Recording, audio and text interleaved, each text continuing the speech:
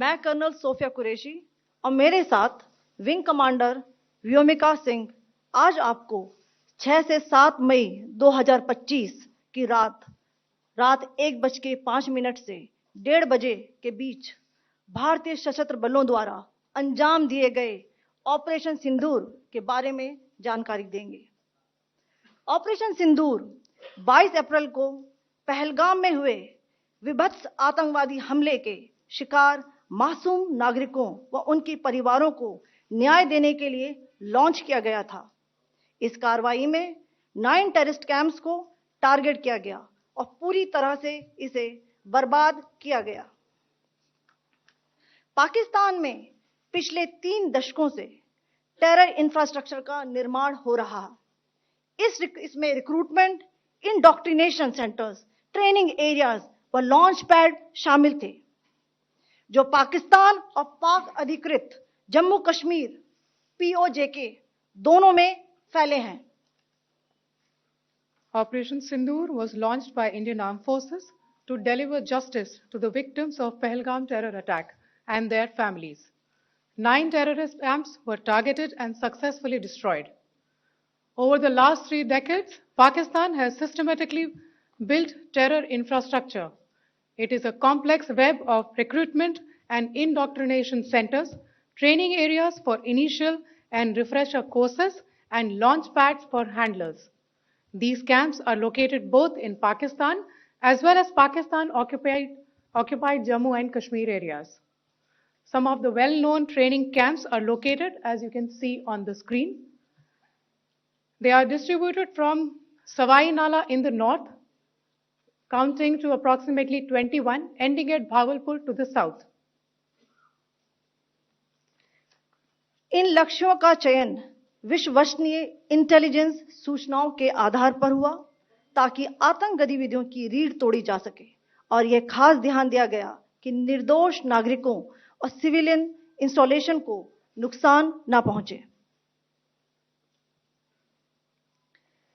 The selection of these targets for Operation Sindoor was based on credible intelligence inputs and role of these facilities in perpetrating the terror activities.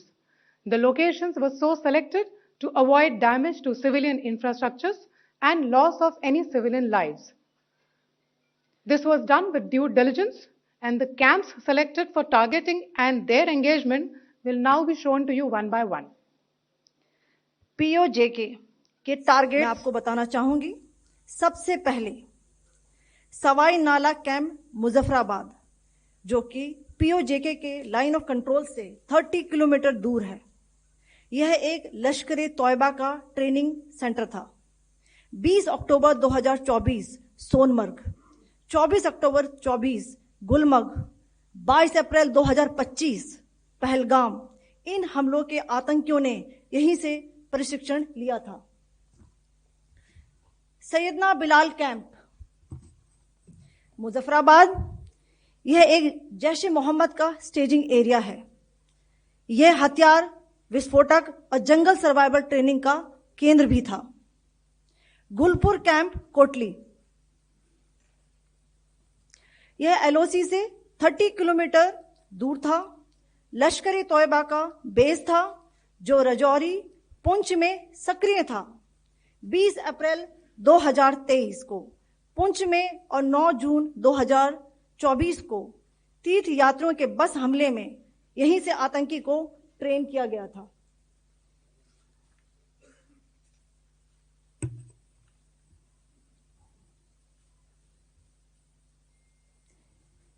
Barnala camp बिंबर, यह LOC से 9 kilometre दूर है। यहां पर हथियार, handling, IED व जंगल survival का प्रशिक्षण केंद्र था। अब्बास कैंप कोटली,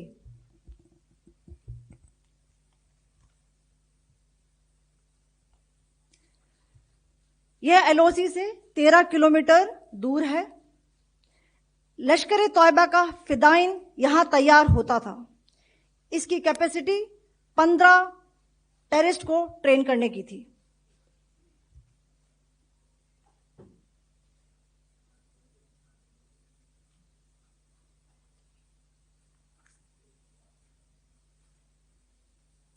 अब मैं पाकिस्तान के अंदर के टारगेट से अवगत कराना चाहूंगी। पहला, सर्जिकल कैंप सियालकोट।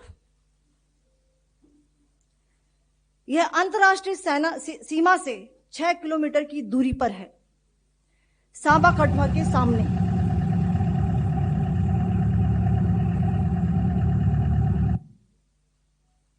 मार्च 2025 में जम्मू एंड कश्मीर पुलिस के 4 जवानों की जो हत्या की गई थी, उन आतंकवादियों को इसी जगह पर ट्रेन किया गया था।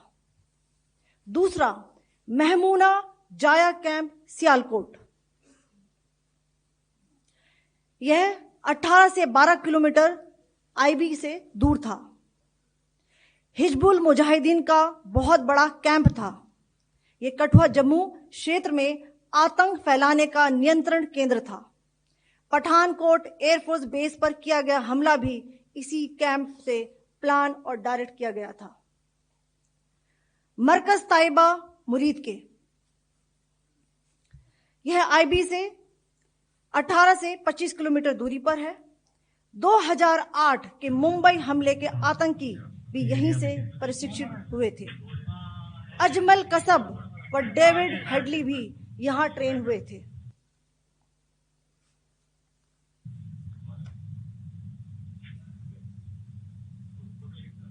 आगे दूसरा आया।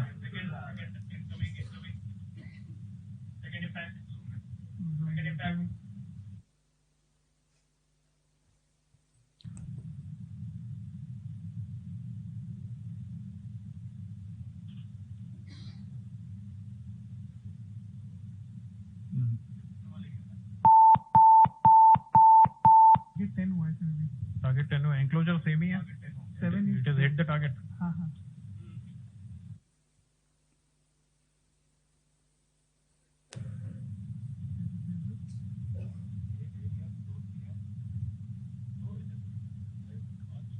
आ गया sir.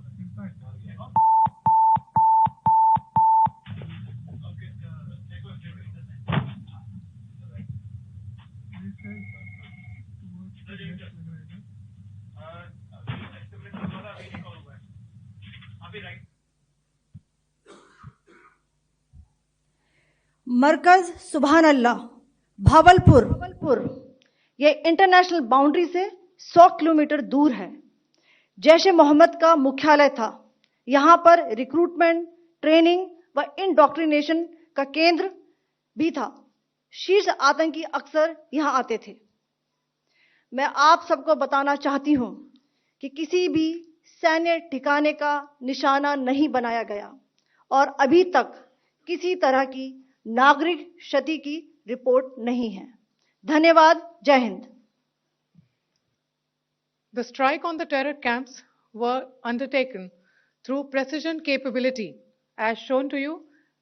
A niche technology weapons with careful selection of warheads was ensured so that there will be no collateral damage. The point of impact in each of the target was a specific building or a group of buildings. All the targets were neutralized with clinical efficiency, and the results reiterate the professionalism of the Indian Armed Forces in the planning and execution of their operations. No military establishments were targeted. India has demonstrated considerable restraint in its response. However, it must be said that the Indian Armed Forces are fully prepared to respond to Pakistani misadventures, if any, that will escalate this situation. Jai Hind, and thank you very much.